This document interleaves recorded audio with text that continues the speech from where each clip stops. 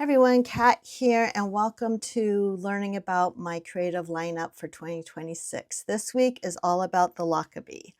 I him and hawed about buying a Lochby because I wasn't sure if I would be able to give it the right usage for it. I like the way that it looks. I saw them at Atlas. I've seen them, other people use them online, and then I decided to treat myself to one. I decided to do the A6 size one, and I am describing this one as my creative pour, where ideas began. In this little Lochby A6 is I decided that I'll have books in here where I can just scribble my thoughts, the creativity that I want to design through my other journals, my artwork, things that I want to make to send to other people.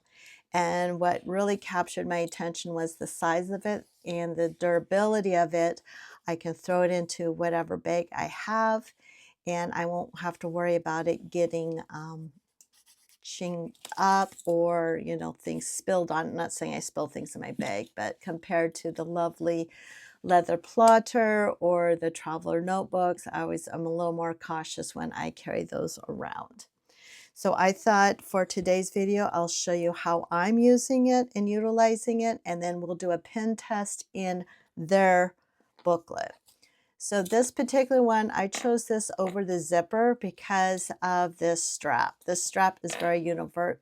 So for example, if I only had one or two books in here, you can strap it down and it will tighten and stay into place. But if you have more stuff, you can loosen it up, kind of like a seat belt. I chose the black one. I think they call it the Bumblebee because check this out. This color, just perfect color. So in the front, because some people might use this as a wallet, they have pockets here for cards. They have a secretarial pocket here, and then not to waste any room, they put another pocket this way. Then on the back, they have one pocket here. On the outside, they have another pocket here. So you can slip something in there. And then it also comes with this handle. So it is advertised to carry 4 journal books. And right now I have 1, 2, 3 in there. But let me take these out to show you what they mean by that. As I get these out. They come with 2 bookmarks. And then they come with 4 elastics. So you can put 1, 2, 3, 4, or 2, or 1. Or if you don't want to use those at all, you could always take a notebook and then slide it like that. So right now I have this one in the back because I'm not using it just yet. When you order this, it only comes with 1 book, and this one's the dot grid. I'll tell you more about that when we do the pen test. For right now, I have decided to put books a little larger than the book that they give you because this book is a 3.5 by 5.5, and I just like a squish more room.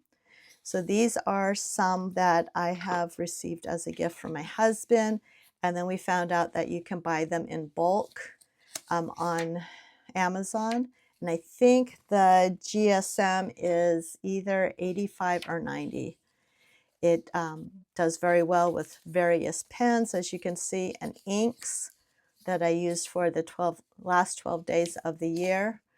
And I like this size. I use other sizes, but this size I really enjoyed. So I thought this would be great to put in here.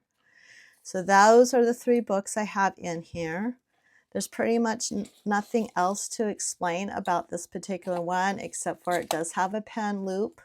And it is elastic, so you can put in a fountain pen or one of your ballpoint pens. And then the last thing I would want to show you today about this is their particular book, just in case you're interested. I know that Atlas, and I think if you're in the Illinois, Chicago area, Atlas and then also Paper and Pencil, they carry these books.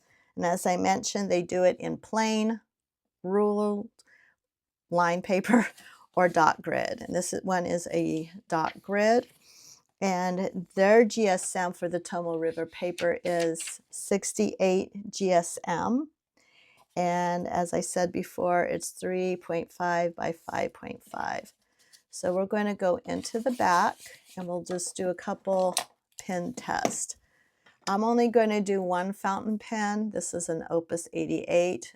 I figured, you know, not saying all fountain pen inks are alike, but depending if you're going to do a light one or a dark one, then you can decide if you want to use that on this paper, depending if you want ghosting or not. So I'm just going to do some testing this way.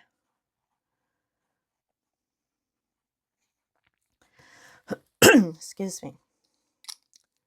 And then we'll look on the other side to see if it goes through. This is a, I cannot pronounce it to save my life, but a Carpach. It's a generic ballpoint pen. I need to get black ink for it because I like black ink over blue ink, but it has a really nice smooth writing thing to it. This is a Sharpie S Gel, which is one of my favorite gel pens. And last but not least, this is another ballpoint pen. This is by the Retro 1951. This one's with the chakras that I received as a gift a long time ago. Okay, so, and this is what it looks like. So intonation, because I'm a little heavy-handed when I write, but as you can see, you can't see the fountain pen ink and you can't really see that. So this would be, these would be good inks to use in this type of book. So I will be sharing a little more about the Lochby this week, but I thought I'd just give you a head start of explaining why I was using this one for the creative pour. So what are you using this year? Thanks for watching and see you next time. Bye.